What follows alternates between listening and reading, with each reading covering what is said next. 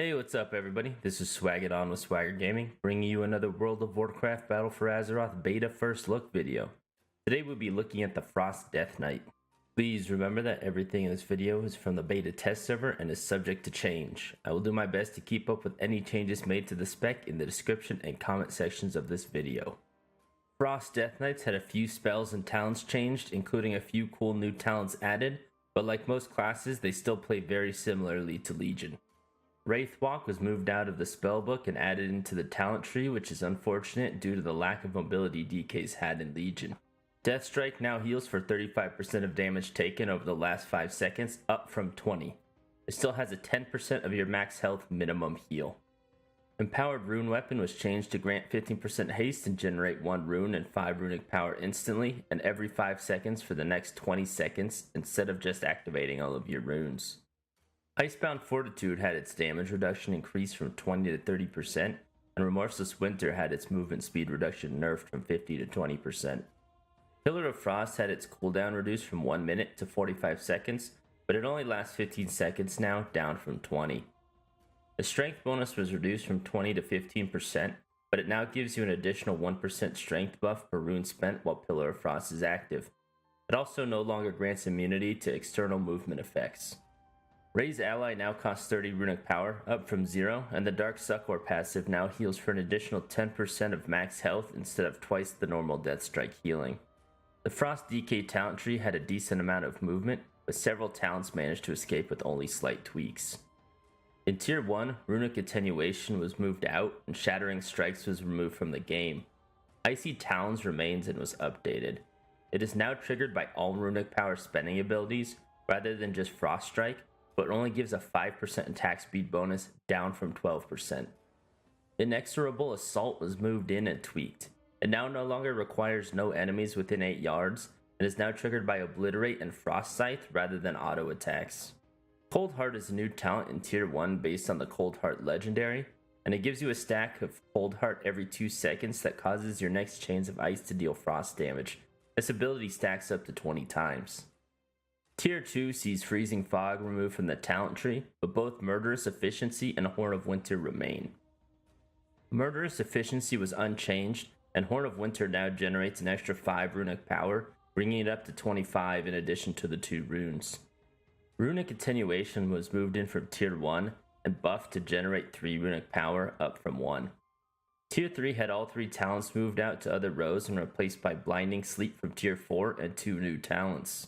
Blinding Sleep has had its disorient duration increased to 5 seconds, up from 4, but otherwise is unchanged.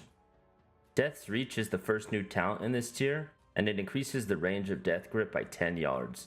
It also makes killing an enemy that yields experience or honor reset the cooldown of Death Grip. Asphyxiate is the other new talent in this row, and was ported over from the Unholy spec. It lifts the enemy target off the ground and stuns them for 4 seconds. Tier 4 saw Blinding Sleep moved out, and both Abomination's Might and Winter's Coming removed from the spec. Frost Scythe was moved in from Tier 6 and is unchanged.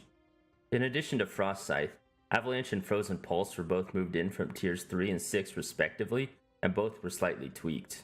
Avalanche is now triggered by Howling Blast with Rhyme active instead of Pillar of Frost melee critical strikes, and Frozen Pulse is activated when you have less than 3 full runes instead of 2. Tier 5 still has Permafrost, which was changed to a 40% shield, down from 100%, but Inexorable Assault was moved out and Volatile Shielding was removed. Instead, we see 2 new talents introduced. Wraithwalk was added from the spellbook and is a 70% movement speed boost for 4 seconds. When activated, Wraithwalk will remove any root effects. Death Pact is the other new talent, and it heals you for 50% of your max health, but absorbs incoming healing equal to 30% of your max health for 15 seconds. In Tier 6, both Frost Scythe and Frozen Pulse were moved out and Gathering Storm was tweaked. Gathering Storm now makes each rune spent during Remorseless Winter increase its damage by 10% and extend its duration by 0.5 seconds. This was a 15% damage buff in Legion. Glacial Advance was moved in from Tier 3 and is now on a 6-second cooldown, down from 15. It now costs 30 runic power instead of a rune and now applies Razor Ice to enemies hit. The last talent in Tier 6 is called Frostworm's Fury, and it's ported over from one of the artifact weapon abilities. Frostworm's Fury has a 3-minute cooldown and summons a Frostworm to breathe on all enemies within 40 yards in front of you, dealing frost damage and slowing movement speed by 50% for 10 seconds. Tier 7 had Hungering Rune Weapon removed from the spec and replaced by Ice Cap, which is unchanged. Breath of Sindragosa and Obliteration are both still in this row, and Breath of Sindragosa was also unchanged. Obliteration was reworked and is now a passive ability.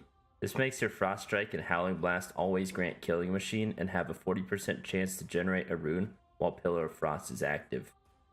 I have always felt that Frost was a bit more clunky than Unholy, and my opinion hasn't changed after this beta test. That being said, I'm no expert on the Death Knight class, so seasoned players should find that Frost handles very similarly to live servers. I am very happy that they added in Frostworm's Fury as a talent, because it was one of the coolest abilities in Legion in my opinion. The overall damage output felt a bit on the low side to me, but we will be able to get more data on that when the pre-patch hits. If you liked this video, please think about hitting that like button and subscribing to the channel for more gaming content. Thanks for watching and have a great one.